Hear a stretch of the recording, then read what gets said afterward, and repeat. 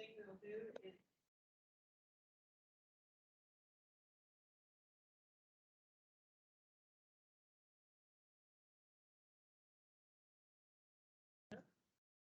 is to accept the minutes. second. Your first and second. Aye. Opposed? Okay, that brings us to the report. We have a committee. There will be should be in the paper tomorrow. We went ahead and announced that, the health fair, we're not going to conduct it this year. Just still to the uncertainty of what this COVID is going to do. I mean, we're definitely trending in the right direction. Again, we didn't really get any approval back from the school district as far as to have that size of an indoor event. So we opted just to pass on it this year and send out notices to the vendors and people that participated last year to encourage them to plan on next year. It's just one of those things. We don't have a lot of people that pull this off, and I thought to manage that uncertainty, it was pretty stressful for us. So we opted to just pass this year. So. Do you have any other activities? I'd just like to thank those that helped with last month's event, the Mental Awareness Month being. Thank Ray for, making sure that we had posters to put out in locations that we hadn't done that in the past. So I think that was a well done on everyone that helped with that project as well. And we'll be looking for other events like that going forward that we may want to highlight within our community. So. That's great. Well done. Any questions? Anybody? Okay. Moving on. Western University. Mr. Horton. Yes, I heard back from Sherry Harbert, who was the overseer of the curriculum from the MIC program, which was the program that the school district used in the mentoring of the high school students in the health occupations area. Good report for the end of the year. They were extremely pleased with the participation of the kids. The staff at the high school was extremely helpful to the MIC presenters, and so helpful and so positive that it's my understanding that next year the high school is actually going to be offering a new health curriculum class called Introduction to Health Occupations. And the MIC program will be a major component of that with their tutoring and mentoring program. So that's a feather in their cap. Madeline Duncan, the lady that spoke to us, the doctor student that spoke to us last month, is planning on doing a second year, which that's never been done. We've never had 2 years, the students for 2 years from the college. So that's pretty impressive. And she actually told Sherry that she thought all of the mentors, or most of them, depending on their schedules, would be planning on helping again this next year. So I think overall the program has been very successful. There was no mention of cost. This year they basically gave it to the school district at no cost. And I'm not for sure even what the normal costs would be, but if there is a cost, we may be looking at the school district trying to come up with some funds to help fund it. It's not a very expensive cost if there is one, I know that. But at this point in time, they didn't mention costs, so if it's part of the curriculum, I'm sure it's going to be covered one way or the other. So I was very pleased with that email that I got back from Sherry. So That's very exciting. That's very exciting. I don't know if people knew that when we were still meeting at the police station, they had identified that career paths for our kids was an important part of the quality of life in our area. And so that is a priority for us. So that takes us to, any questions? Anybody? Okay, so that takes us to the Homeless Action Committee. Dr. Horton. you want me to keep speaking for a That'd little be bit? awesome. Not very long. I've actually asked the leaders of the FRC group to come and speak with the group tonight about what the health committee that's working on homeless has come up with. We've been doing a lot of work. We met about a week or 2 weeks ago to come up with a presentation that we would eventually like to present to the city council for their support of the program. I've actually talked with all 3 commissioners within the last week from the county, and all 3 of them are very supportive of the idea of meeting with the city representation to discuss the next move. So at this point in time, I think I'd like to ask, I don't know, is Brock going to be doing the main presentation? So Brock Byers from FRC is going to give us a slideshow and maybe a little song and dance while we're at it. And we'll go from there. So Brock, I'm going to turn it over to you. Thank you. Good evening. My name is Brock Byers, and I'm working for Larry, basically, help facilitating the subcommittee on homelessness. And our first slide there kind of describes some of the individuals associated with that. We had quite a group, and I do apologize for not mentioning some of the drop-ins. We did have some drop-in individuals as well, but there was quite a core group there. So my next one's a quick story from one of our clients. Hi, I'm one of the people that helped a few months ago. I wanted to give you an update on my situation as a bit of repayment. I was the one in basically a blue Prius. Well, one of you gave me a hint to apply for a job, Lowe's warehouse, and I did. For the last 3.5 months, I've been happily employed. My car is currently broken, but I have a place to stay.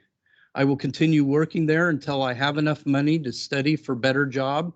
But for now, I'm saving and have food to eat and a place to sleep. And so is all well. Thank you for your friends so much for the assistance that I got when I needed it most. I don't know how I would have made it without that help. And along the lines of that story is some of the premise that this community would like to help serve and help the community. So with this particular group, we came up with a vision, improving the livability in our community through hope and wholeness. And our mission is to provide a safe, clean, diverse environment where people experiencing unstable living conditions can receive services, improving lives, dignity, with respect. So this committee met, as was mentioned a little bit earlier, for quite a few weekends or weeks, and we came up with a couple of key areas we wanted to focus on. So we wanted to formalize, and this presentation will help provide some information on the formalization of what we call an emergency sleep center. We also wanted to create an integrated housing solution. Too often you hear about, well, we need to have a camp, or we need to have permanent housing, or what are we doing for transitional housing? So we wanted to try to work and help everyone understand an integrated housing solution, from low barrier to high barrier, and then from independent or dependent type services to independent services. And part of our focus there was to create a consolidated service effort with all the service organizations, so that we aren't replicating and having actions like that.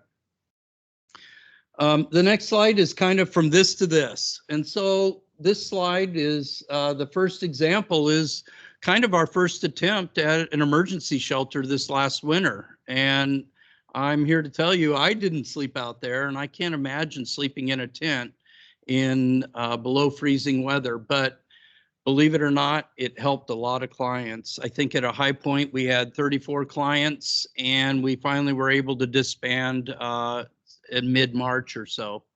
But down below is kind of the suggestion that we're looking for. Now, the example is a particular environment in Walla Walla, Washington that is extremely successful. They happen to use a housing solution called Conestoga Huts, but we are looking at a hut-like solution, a small sleeping type environment situation. Well, I'm happy to report that object next to the huts there is actually a shower trailer that FAC purchased and we'll be picking up tomorrow. But it was a sixth place federal government FEMA shower trailer. So we're well on our way to hopefully providing full spectrum of types of services that we would provide for the homeless and homeless at risk. On our next slide, the team came together and kind of took a look at what are the considerations. So we kind of polled the community and said, what are some of the requirements? So one of the actions that the city is somewhat having to deal with is something called Martin versus Boise. And basically it's a federal suit that had difficulties of what do you do with your homeless camping on your streets and what can you do and can't do with that. And if we don't have homeless environments or situations for our homeless, they have the right to rest. And so we wanted to make sure that we were in the City of Sweet Home with putting together this comprehensive solution, that we provided a mechanism for the city to be able to provide right to rest in a safe and consolidated and in a compliant manner that meets regulatory and those types of things. So with that, with some of our site considerations, one, it needed to be in city limits, that the site is suitable for camping, or some way to get individuals out of the elements. Access on and off needs to be considered. We wanted the site that we've been looking at needed to be accessible for things like garbage and truck service and restrooms and things like that. We evaluated proximity to schools and housing environments. So we certainly didn't want to locate near a school, and we wanted to be cognizant of our community with the housing and where we would like to house these individuals. The availability of water and power is considered, but not precluding what it is we want to put in and the solution that we are looking at. So the area on the next slide that we're taking a look at is a 7-acre area that currently belongs to the county that is located out behind Bi-Mart there. And it's not quite to scale there, but you can see some of the area there of where we would like to locate the various aspects that we are looking at. So we're looking at hopefully having what we would call a community center. This is a center that's available for the community, not just the homeless, as a resource center into the various services and service partners.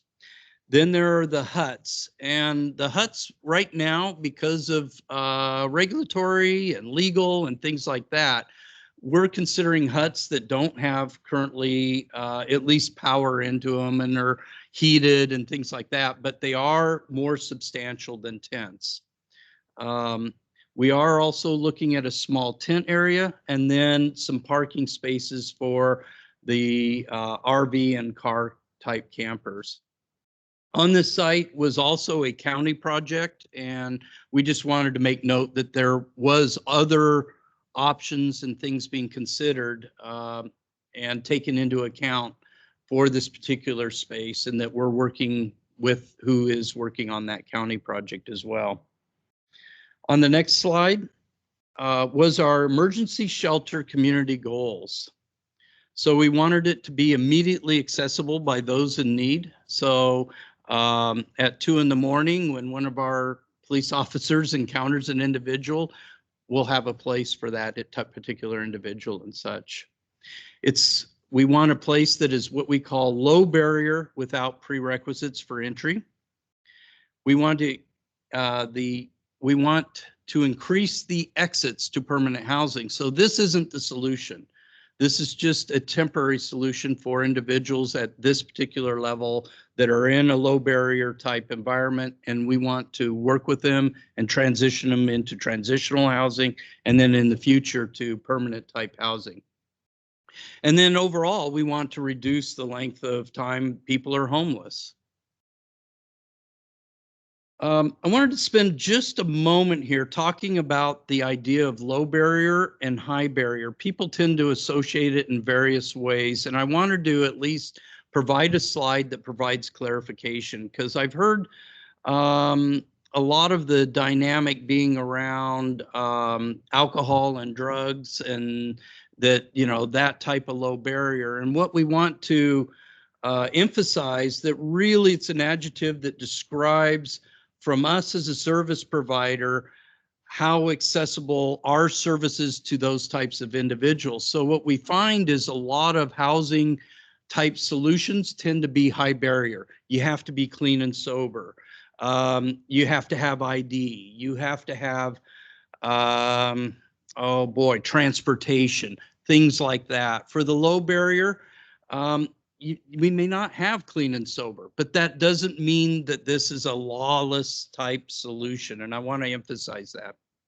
High barrier is primarily for the purposes of supporting people to gain things like employment and increasing their income, helping them stay sober, a little bit higher level type activity. So I wanted to include this slide just to emphasize that a lot of our clients that we serve in this area tend to fall on the spectrum of low barrier. And so we want to be able to provide solutions for those individuals, because if we always focus on the high barrier, we're not going to solve the issues that we're facing here of, you know, individuals in the streets, individuals in business entryways, those types of activities and such. So we just want to emphasize that it doesn't have to do with the shelter aspect of what we call behavior-based type stays and such. And I'll get a little bit more into that as we go.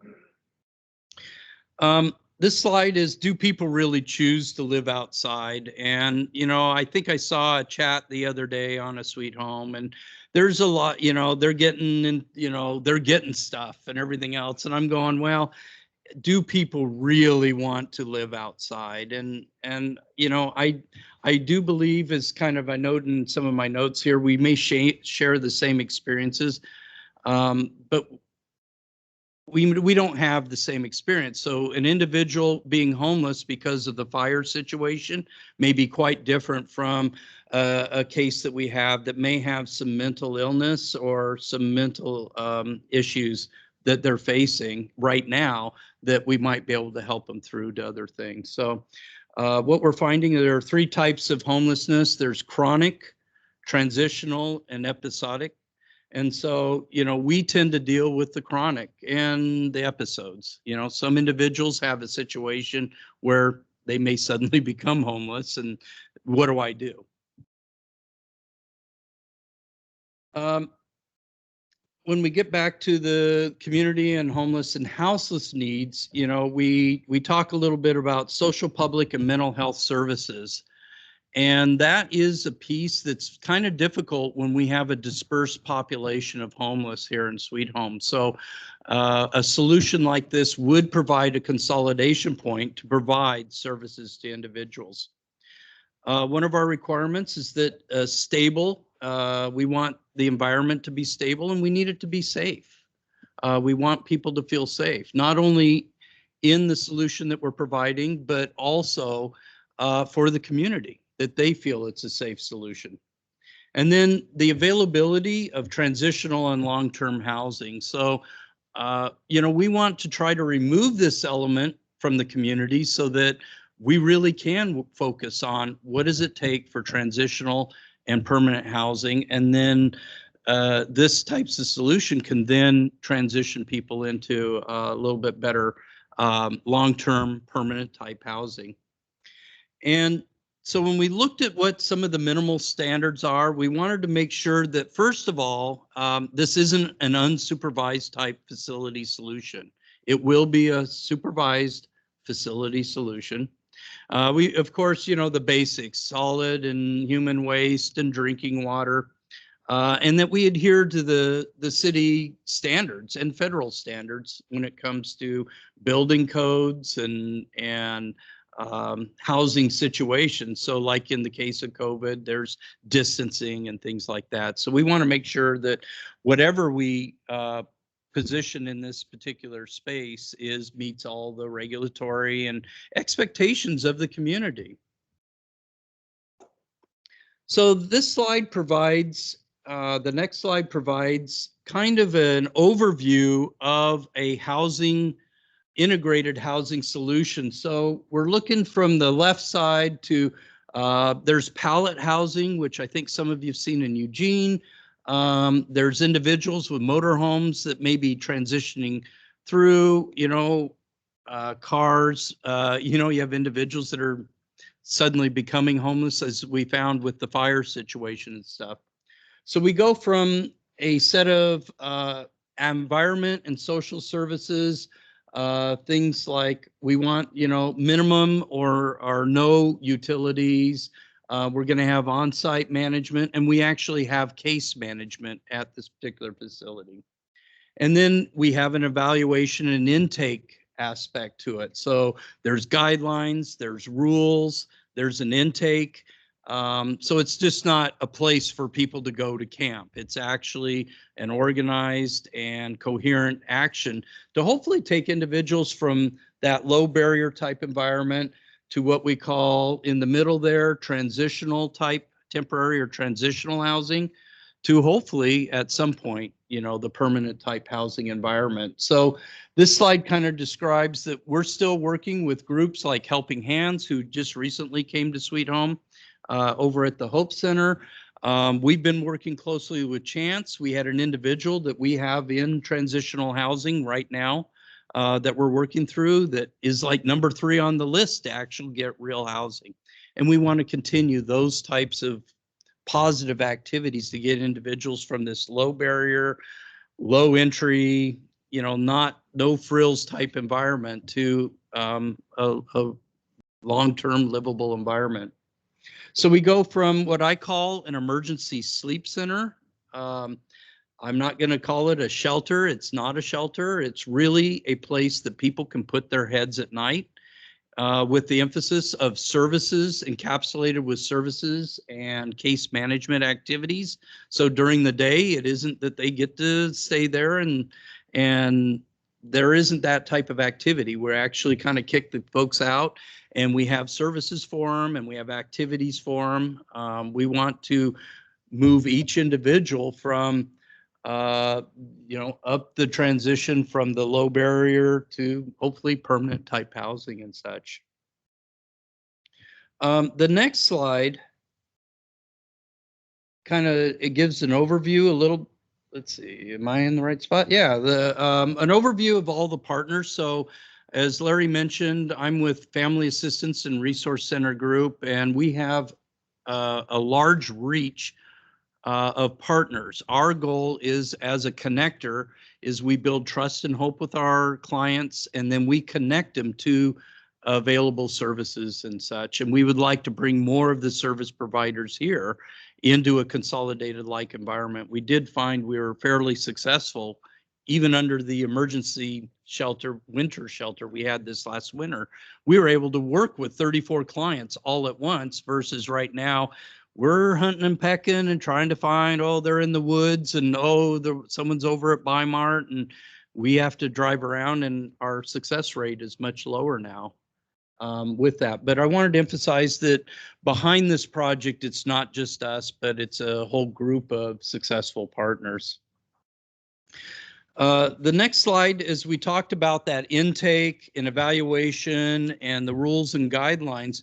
We're transitioning individuals. Well, we're also transitioning programs and resources. And so this slide provides a little bit of insight to the resources that would be available for our clients and some of the activities we would do. So we go from the low barrier side to things like just simply getting someone some ID, to educational training on how to cook soup, perhaps, to the other side where we may be able to help individuals, through some travel vouchers, job training, work assistance type programs, and legal type aid type programs and such. So we're trying to transition individuals to higher qualities of life and activities. Our next slide here kind of describes somewhat of our timeline. So if we look at October 2020, the emergency winter shelter went in over at the Nazarene Church over there. And well, I guess I didn't show it for March, that particular activity ended. But should we get some approvals and a piece of property, we were looking at the one that we're suggesting that the council works with the county, and we've kind of been pre-greasing the skids on both ends saying, hey, what do you think? What do you think? But if we were able to successfully find that piece of property, we could have site prep started in July, and I believe we could have an operational cold weather emergency center by this winter. When we talk a little bit on the next slide about camp expectations, this is kind of a one that I think is of interest to the community, because it isn't just what we saw in the last camp was, hey, we have a serious problem here. Let's provide a place for people to be able to be safe and have some form of shelter. In this particular one, it's not going to be quite like that. It'll be much more formalized. The shelters will be organized and the site clean. And camp residents are expected to adhere to the camp rules. And failure to adhere to those rules will mean immediate eviction. So it isn't a free-for-all. It isn't we're a place where people can just pitch a tent and hang out. It is a managed and monitored and a safe and clean environment for individuals. We were looking at the stay begins with a 30-day trial period for individuals. And if successful, people can stay there. So we went and visited with the Walla Walla facility, and they have a few individuals that have been there well over a year. Basically, the idea of it is between the hours of 10 and I believe it's 4, 10 and 4, individuals aren't in that facility. They're actually out looking for jobs. They're out getting education. They're out, hopefully, we're helping them get them to their medical appointments. We're hopefully helping get them to their legal appointments and things like that. Working on that casework transitional plan from low barrier situation to hopefully permanent type housing. So we're looking at an unlimited, but it's behavior-based length of stay. The sleep centers close, but we're hoping to have a community center local here that people can then go to, whether it's a hub we create or we may be able to have an on-site community center. Residents then return to the camp between 4 and 10 p.m. So it is a gated and fenced off area that has an entrance and an exit. And during those open periods, the residents can come and go. There are IDs for each of the individuals. So it isn't that people can just come and go, anybody. You actually have to be registered and check in and do things like that. At 10 p.m., the camp is locked. There is no in, there is no out. We want to make sure that the facility is used as intended. It's a sleep center. We want individuals to be there to sleep. We will allow the residents to stay in the camp on the weekends, knowing that, some of our social services aren't available. Quiet hours are between 10 p.m. and 7 a.m. And guests of the residents are only allowed during the open camp hours. So again, there isn't, who just came into the camp, who's going out. It's all controlled and managed. Alcohol and drugs, and I want to emphasize this, alcohol and drugs are not permitted in the camp. Use of on the camp property is grounds for immediate eviction. So I know there's a lot of individuals that are critical of these programs and such. We want to make sure we're not, reinforcing those types of ideals. So I think that's kind of an important item. And then the next slide actually talks about, we're not going to allow alcohol and illegal drugs and weapons as well as illegal activity. This is a sleep center. The open flames is an interesting one because it does get cold, and we want to make sure we manage that. But we have to be compliant with fire marshal rules and fire rules, so there isn't going to be fires in huts and things like that. Loud music and disruptive noise. We're fairly fortunate, at least with the property that we recommended, that we're well away from residences, but we want to, again, be cognizant of other individuals at the sleep center, because you never know who may be there. In the last year, in that case, we would have been quite full with candidates that were facing issues with the fires and such. So it's just not for our mentally challenged homeless, or, you know, our A&D type homeless, our low barrier type homeless. It can be most any individual that seeks and has a need for that homeless stuff. And then, of course, you know, the children, except children who are accompanied by an adult or guardian for visitation. But again, it's only during visitation, and it's a controlled visitation type environment. On the next slide, we talked a little bit about what is the plan consideration. So how many and what does it look like? And so initially, we are going to do a growth type environment. We're going to go from 3 to 5 huts, the tent spaces and the vehicle spaces. But we are looking at a capacity of approximately 30 huts, 15 tents, 15 to 20 tents, and 5 to 10 vehicles.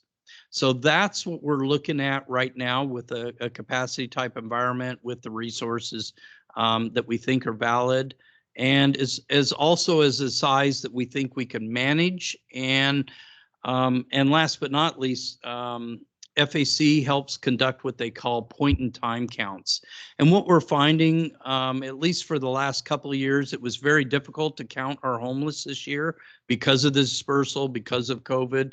But what we're finding is about 30 to 50, what we call chronic type houseless or homeless type individuals.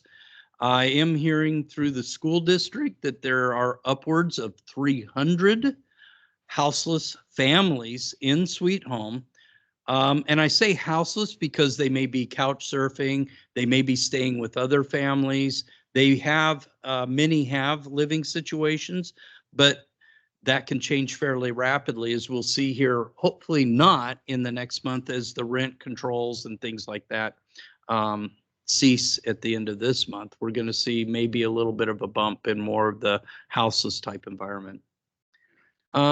So there's various questions here, and I'm not sure I need to go through all these, but we talk a little bit about, you know, who's going to help oversee it. In this case, Family Assistance and Resource Center Group is committed to help oversee this camp and lead the effort and present the guidelines. And we're going to bring our partners into this. And I do believe if presented and approved and we're able to get that location here in Sweet Home, we will be able to have a very successful situation. We want to make it a marquee for many other communities to come over and take a look at, as we did with Walla Walla. As we went to go visit Walla Walla and take a look and say, hey, they have a pretty clean and good and efficient type operation that's safe for the community and safe for the individuals utilizing it. And then we want to eventually have our individuals give back to the community, you know, either through, we want to encourage that involvement, and we want to do some gardening and some other things. The last slide is just simply some metrics, and each program or project will have metrics. And then I do have a few slides about Family Assistance and Resource Center. Its primary focus is to establish trust and hope. And we are typically the first contact for many of the homeless here. And we have those connections with many of the homeless here.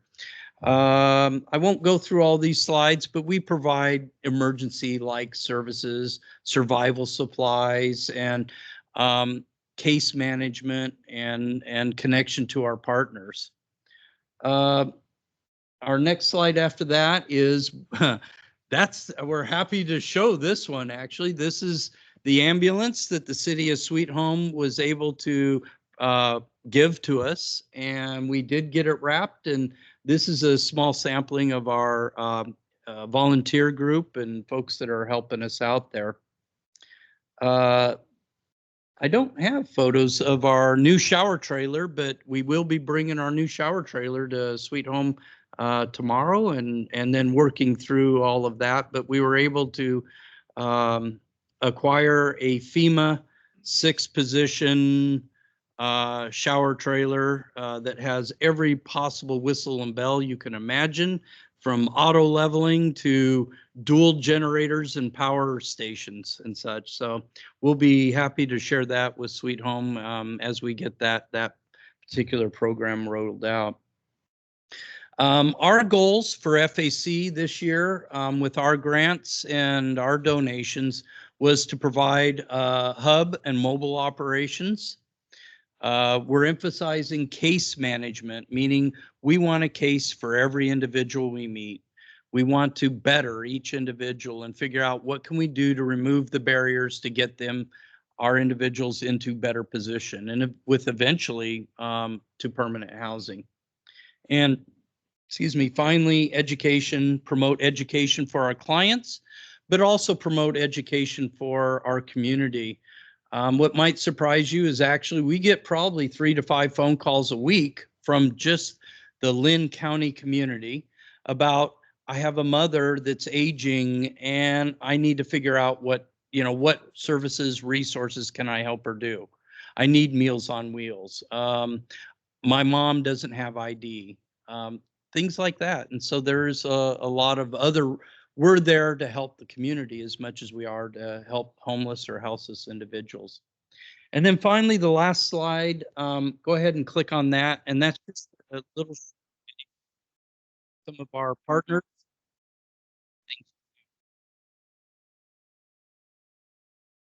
We Big Five, Bombas, and Hanes.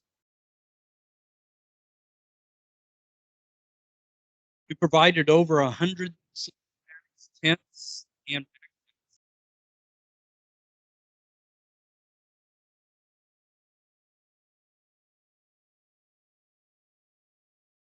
we're super proud of what you gave us. We're trying to very good our clients, our volunteers.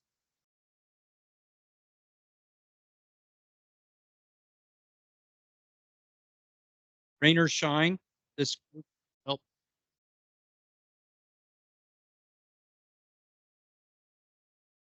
This is the emergency winter shelter. We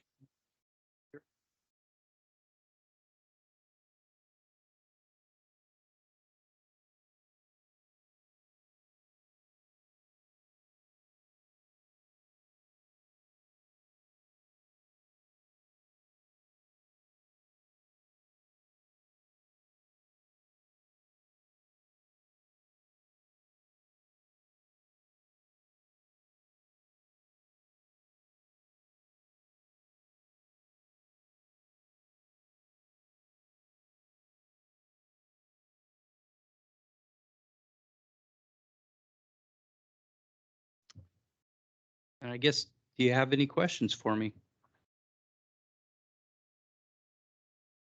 I've been writing all kinds of things down, Brock, since we last met. Some of it's probably more in the details of what these slides are that aren't there, because Right. things we don't know. I mean, obviously, you're looking for a site behind Bi-Mart. First thing comes to mind is what's the zoning allow in Sweet Home, and what's the environmental impact of such a facility, and are you plan on meeting with the planning group, and when you got a date of July there, that's a pretty aggressive start date when, to me, there's these unknown variables out there that's still there. Right. So, I think just be aware of those types of specific items that the unknown that could pop up, and just say timeout, and then you're out here months you know, because planning and zoning, those kinds of things takes time. And especially when committees meet once a month or whatever they do, it could really be a hurdle for you to overcome. Absolutely. Yeah, it has to follow the city guidelines when it comes to zoning So and I just think planning. And that's one thing to be aware of. okay.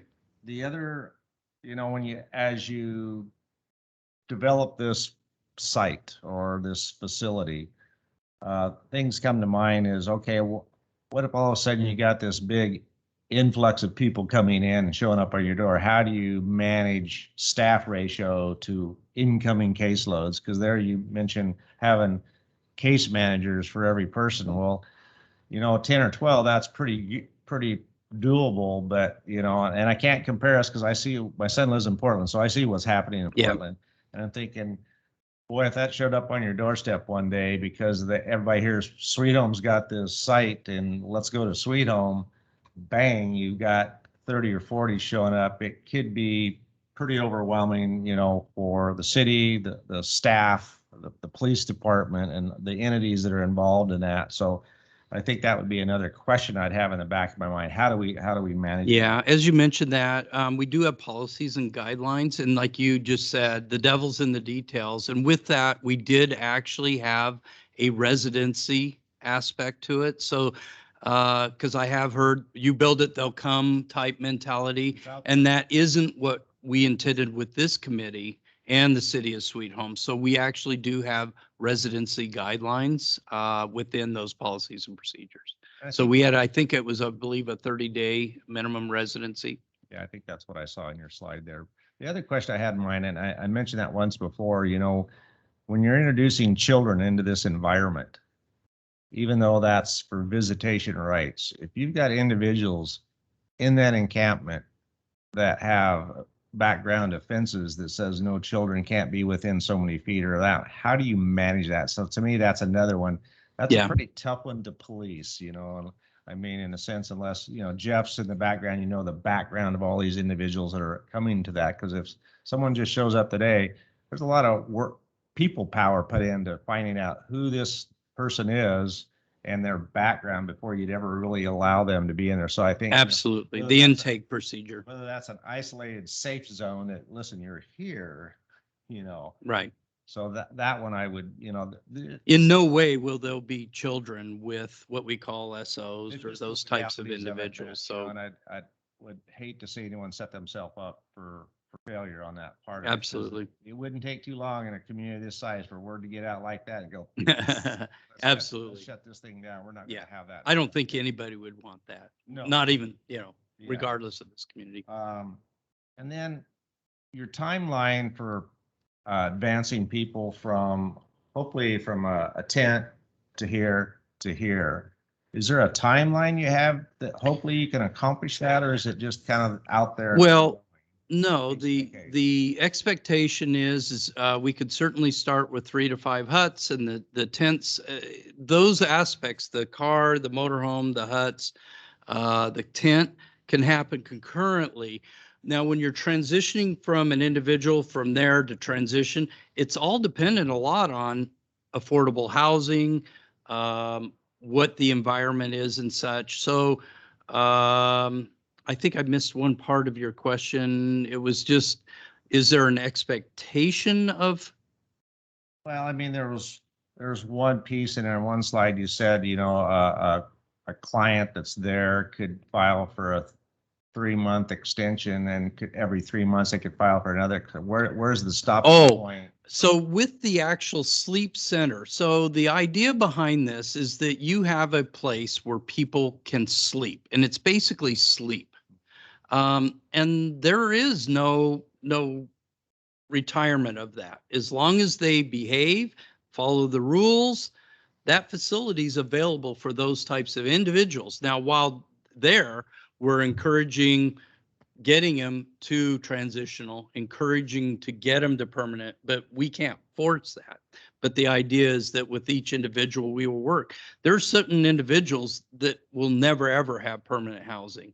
Their mental instabilities just prevent those types of housing unless we find a situation that they can go into a managed care type facility. But the goal will be, hopefully with those types of individuals, to get them into that space as well. And just one last question. I know Uh-huh. I always throw a lot of. That's questions. all right. No, I love That's it. part of the process, but maybe from Ray's standpoint, does a process like this, Ray, does it go up for like public input and review?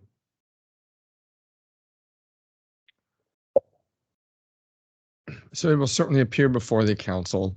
And generally speaking, the council's always been really good about taking public input. So all of these meetings are open to the public.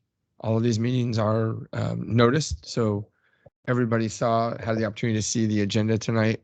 I know I was engaged on some chit chat on Facebook about this issue and answered some questions in there about how the whole process would work. So yeah, between this group and between council meetings, there will certainly be opportunity for public input. Okay, well, that's all the questions I have right now, Brock. I appreciate what your group is doing. I mean, you've come a long ways in a short amount of time, putting together a slide and a lot of good, valuable information. I commend you and the rest of your team doing that. It's a need we have in our community, and I'm sure great things will come out of it. So thank you. Thank you so much.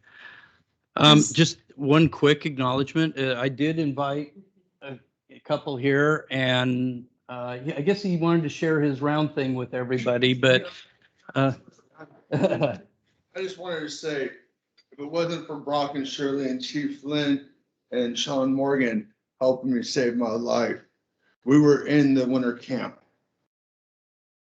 And I admit I did some bad things. I was on drugs. I am 90 days sober. Almost lost my life to the drugs. If it wasn't for the FAC giving us a place to be and believing in myself to get clean with these people and what you guys have done in the city and the chance and opportunity, I wouldn't be where I'm at today, being clean, giving back to the community. I can announce that we will be trained through the FAC to go out and help the homeless and everything, and supplies and everything. I'm turning around and giving back to the community. So I'm one of the better people, along with my girl and Shirley. I met Shirley back when the fires of Sweet Home. If you ever went to Walmart and you see the shopping cart with the blue tarp over it, that was me for 3 months there before I went to the Nazarene Church. The Nazarene Church took us in, baptized us, and we are now functioning because you guys have helped us and being and believing. I just want to share that with you guys, that we will be working with them closely. and he got his 90-day chip today. Yeah, I do. It's in my pocket. Thank you for coming tonight. Not in my pocket. I do have some questions. So if you're going to activate EMS to come out and support somebody, do each one of these, do you have sites like campsites? How would they know where to go to support somebody? Correct. Well, there's a full layout. And so each individual hut is roughly 10 by 13. They're organized.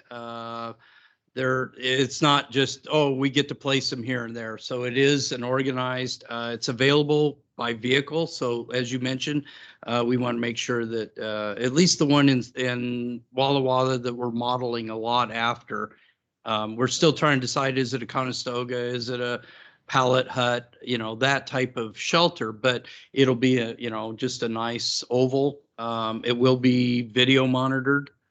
It'll also be, also staffed. And so, but with really one type of entrance exit type environment. Okay. So the next question I have is, one of the barriers for people to be able to get a job and get housing is a mailing address. Correct. Will there be a mailing address at this site for them to be able to Absolutely. do that? Okay. Yeah. Because that's important. And as it's been expressed, I think that's probably the number one problem I hear from people, is the fear that we will attract people that we can't support. And our community isn't a wealthy community, No. and we have a limited capacity, although we have a great need. And I believe your numbers on children that are couch surfing and not in a traditional family home setting is probably accurate. And I don't think Sadly. people realize, they just don't know. So, and we want to change those stories while we can. Problematic behavior. You said people that were in the situation that for their self-defeating behaviors can't manage it. What happens to them when they can't manage this situation? Well, if they can't adhere to some of the rules, they'll be expulsed, the expulsion from that site. But by having a city solution, now Chief Lynn can actually, arrest these individuals, or we can, do other actionable actions that are, right now, we're kind of hamstrung based on some of these court cases and court hearings. But when you provide a solution, now you also can now, I guess, administer the laws that you need to administer. So that doesn't forgive people or individuals from acting poorly or not behaving well. Okay, so these various housing situations, what about weather safety because in the past, pre-COVID, we were able to have people come in if they chose to, at least for the evening. Are we looking at long-term trying to provide some kind of warmth here, or just a tremendous amount of rain we get can be an issue? As I think even Dr. Horton and a few others have been sending, so we get a lot of input from a lot of individuals, and we have seen where some of these pallet homes have heating systems and a charger for their phone, but it's a managed, and we would have to, again, be compliant with fire marshal rules or building rules or things like that. And so we would love to be able to provide heating type solutions, but it may be that depending on those aspects, we'll comply and cost, but we'll provide whatever we can as far as heat and warmth. But like last year, there were no heaters in those tents. I don't know. I can't even speak to the thousands of hand warmers, tens of thousands probably of hand warmers and foot warmers that we gave out last year. I was just wondering if we still are going to be looking at possibly needing a warming shelter in the future when it gets down to sub-zero weather.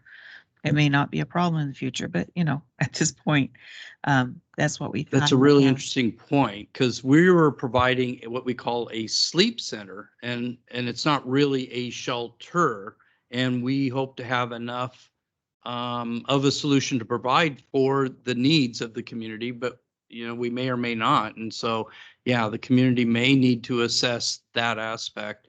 We have had some conversations regarding a community center, and, because of COVID and stuff like that, but that could possibly be, help address some of those issues that you just spoke of.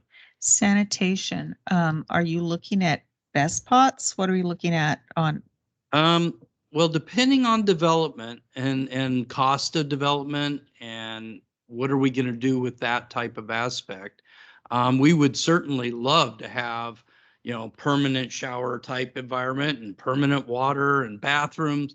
But again, it's a cost management aspect. So initially, yes, it will be best pots doing kind of what we did last year. If we get a community center, then we would probably have, the porta potty solution as well as maybe a more robust solution. But the intent here is not to all of a sudden come up with this master project that's so prohibitively expensive to not only utilize or build, but manage and everything else too. Mr. Dalton's point. It can get pretty expensive depending on how many clients, and we want to keep those costs to a bare minimum for the community. And so the next question would be pets and weapons. What does that look like? No weapons, and the pets, we're trying to provide a pet area, but we do allow pets right now. Okay. And then who will be there in the day?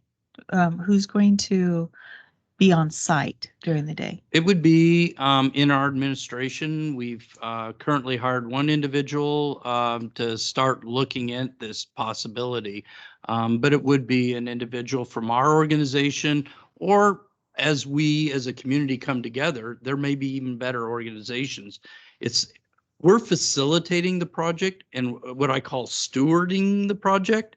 We don't own the project. The community owns the project. And so as we are able to get a piece of property, we have church support, we have community support, but FAC has taken the stand. And, you know, I grew up in the corporate world where you need one head to chop. We're the head right now. And so we're willing to stand up and provide resources. We did get some grant resources this year, and our emphasis was a hub. But hey, if we can do this, that's one better. And, you know, we hope to have some future announcements here before too long that I think the community of Sweet Home will be extremely pleased with as well. Great, thank you. Any other questions? I have two. Lock gates from 10 p.m. to 7 a.m. My question would be, what happens if a police officer finds somebody sleeping in a hallway at 2 o'clock in the morning? What can the police Typically, officer? they wouldn't be able to, at least the Walla Walla Center. Now, we can make the rules change as we Right. need to meet our community requirements. Currently, Walla Walla, if they have that individual can't get in till that next morning. And so, you know, it's kind of out of luck, at least at that particular moment, for it to be open. But it's a community center, so we can change that if we plan to staff it with an intake at those hours. But the intent is not to be staffing for intake and case management. Hopefully everybody's just well asleep by then. Okay. Second question, no children. The community needs a place for families too, as well as. Yeah, we've been working with Mike Davis with Helping Hands, and they are taking a look at those particular aspects. We believe we have some partners for that that provide. We have Cardva, we have some other services, and as I kind of alluded to, we have some funding for what we call transitional or emergency type housing for families or kids. We're partners with Jackson Street, which handles solely children and young people. So yeah, there may be some gaps for our center, but we have partners hopefully to cover those other areas. Okay. Thank you. Anyone else? Sean, anything? Anything you think we should have pointed out that we haven't covered? Okay. It happens. I guess I have a Okay. question more for Ray, and that would be, we're presenting this so that we can get input, make it better to present to city council. Because in my mind, the next step would be to present something to the city council and see if they are supportive of the concept of moving forward with the county. Because to me, that's kind of the next step, is that from here, go to the city, and then the city and the county get together and talk about how do we make this happen, or can we make it happen? So I know I've seen a draft of the management plan, but I don't think this committee has approved that management plan. So that would be my suggestion, is that the committee should approve the management plan, which would dictate how the facility would operate. Just because I think that there are going to be a lot of people who want to make sure that some specifics are addressed, particularly on the council. So I'd say once your management plan, this committee has approved the management plan, then I think it's ready to go to council and move forward from there. Now, I don't think that means that they're not mutually exclusive. I think you could certainly begin, as you've already done, greasing the skids with the county, potentially getting an agreement in place that we would then present to the council at the same time as the management plan. Probably give them an opportunity to study it. So present it at one meeting, probably have some kind of public input process at the next meeting, and then get a decision from that point on if the council is willing to commit the city to the project. So when do we start talking to the county? What's your recommendation for starting? I the think right conversation? now, You think that would be a good idea? yeah, I think you can do that now. Just say, hey, can you, whichever counselor or commissioner you speak with, can we get a draft agreement, whatever that lease agreement would be? And then if the council agrees that is the appropriate location, then we would go back and forth on that agreement. So Are you asking, do we need to make a motion to move forward with approaching the council and solidifying a plan? sure, I guess I could make that motion, but I guess I really want to know, in my mind, can Ray and the committee, the subcommittee, go ahead and start talking with the county commissioners? I think you're more than welcome to work with them to get that draft agreement. Okay.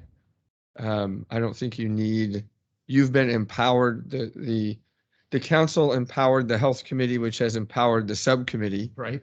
to government at its finest right there, folks. Exactly. Well, My con- To Yeah. do that. my concern would be going that route is that at some point, the city needs to be at that table because to me, and so it's difficult to negotiate terms when one Correct. party's not at the table to negotiate that. So, yes, but I think you've got to have that starting point. And so what is the county willing to do? As far as, did you plan that?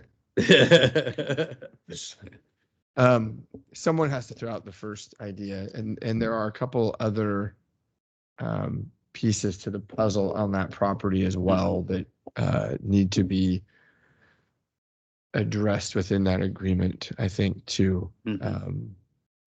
So So could our subcommittee set up a meeting with the three commissioners? Start the conversation. you absolutely could. Is that a wise move? What I would say is because you've had the discussions, because they're in agreement, there is another piece to that puzzle involving the county wanting to utilize that property as a dump station. Right. So there's another moving part to that. And that's going to take some negotiations because they want to tap into city services, which is advantageous to this facility because there has been at least some discussion of allowing this facility to tap into their services on their property. So there's a lot of moving parts. So I think you can certainly start and say, okay, let's start putting a proposal together on how this might look. Okay. And then when we have the management plan, we can present both to the council and start that process. That would be my suggestion. My motion would be more in line to starting that discussion with the county moving forward. moving forward. And having Ray and whoever in the subcommittee wants to sit in with that Mhm. discussion with the three commissioners. And is it illegal or legal to meet with all three of them at once, or? You won't be able to meet with two of them at once because that will create a quorum. That's kind of what I Yeah, so thinking. it's something in which you'll be working with Darren and you'll be working with Brian Carroll and you would be working with, can't think of his name. That's the land's picture's face. But those would probably be your three big key. So can you help us with Context. that? Absolutely. Yeah, Okay. absolutely. Yeah, we'll get you there. So That's we what have, I need. I need your help. Yeah. so we have a motion. Do we have a second? I'll second. We have a motion and a second. Any more discussion? Seeing no discussion before us. All in favor? Aye. Any opposed? Motion carries. Okay. Anything else? Let's do reports. And I apologize. I skipped right. It says roll call. We don't do a roll call. We do introductions. So we're going to have to change that because I don't We don't do roll calls. Anyway, but we do introduce committee members, visitors, staff, everybody. And so we will just go around the room. And is there anything else you'd like to talk about? And No, I think I've talked more than I needed to talk. So Larry Horton, part of the subcommittee on the homeless. Ray, do you want to introduce yourself? Ray Towery, city manager. Do you have any concerns or anything you'd like to bring up to us? No, I think we're in a really good place right now. I think now that we've worked out some of those details, I think a management plan is going to be a big key, so that the community can see what expectations will be placed on there. We're already getting, because there's rumors around town, we're already getting some concern about what will be allowed there. And it's one of those things, a lot of people say, oh, not in my backyard. And I'll tell you, you're going to get that. It's just the way it is. So,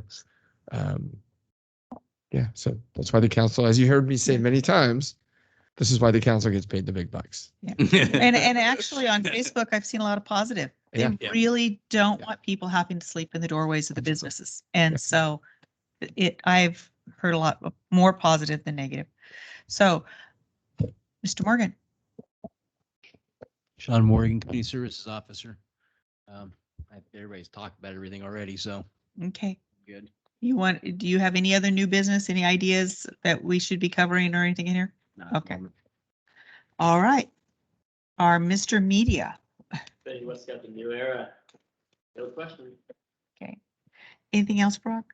Just Brock Byers from Family Assistance helping out the homeless situation here. And I'll make sure you get the at least finalized version of the management papers and for comment or changes or things like that. Would our guests please introduce themselves?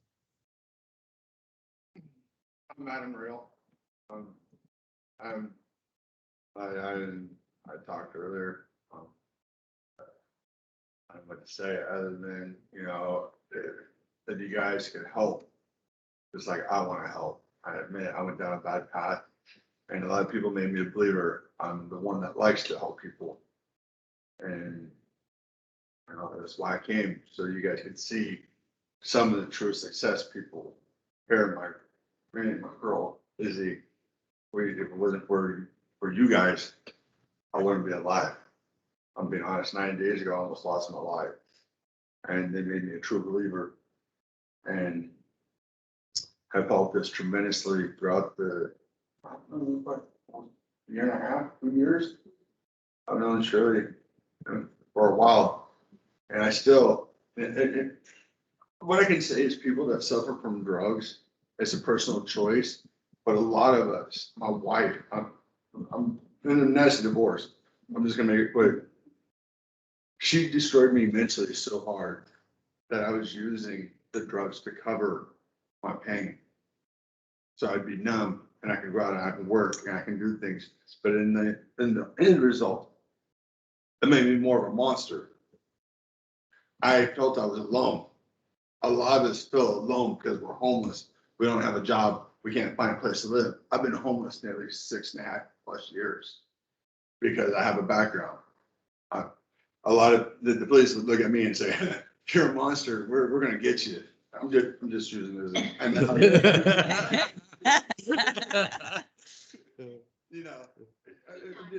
had to use some sense. But on that note, I have a record. I can't get into housing per se. And like we're saying, couch surfing, house surfing, been doing that. I can't get a permanent residence because of my background. But I can tell you, the more you help, the more encouragement, the more positive things that you show can actually do better things. Look at me. I'm just saying. I had 20+ warrants. I faced every single one of them. I'm dealing with 3 court dates. And it's all because you guys made me believe that I could be a better person and help the community. Thank you. Thank you. Thank you. Izzy? I have anything to say. Thank you. Shirley Bird, Family Assistance, Range Road, Medford. Have we covered everything? Do you need? Thank you. Chief Lynn? Jeff Lynn with the Police Department. I don't know if I have a whole lot to add. Concerns, things we're not, No, I think, there's always concerns, but I think, we try to mitigate those, so I think we're going down the right path. And are we going to be able to answer all the questions? No, probably not. This is a huge undertaking, and it's really impressive to see so many members of the community and organizations step up to try to make it happen. thank you. Mr. Dalton? Yeah, I'm Bob Dalton on the Community Health Committee and I don't know, 3 or 4 other committees in Sweet Home. And I commend you, Adam, for what you've done and what you are doing. And Brock, thank you for your continued service. And I look back and I know Jeff and I have spent many times at a table talking about these issues that we're talking about today. And to look from where we were a year ago to where we're at today is to me a leap really in the right direction as to what Jeff said. So again, good work on everybody's part and the new era for your team, Scott, for being here and keeping this aware to the public in that. So appreciate your support as well. So thank you. That's all I have. Thank you. Do we have anybody up listening in that's not here? Okay, sorry. All right. Could I ask for Adam's friend's name? Elizabeth, but I go by And your last name? person. Once my divorce is filed. I should read this. Oh, yeah, I should read this one. Seeing no other business before us, I would entertain a motion to adjourn. Motion to adjourn. We have a first and a second. All those in favor? Aye. Any opposed? We're adjourned. Thank you.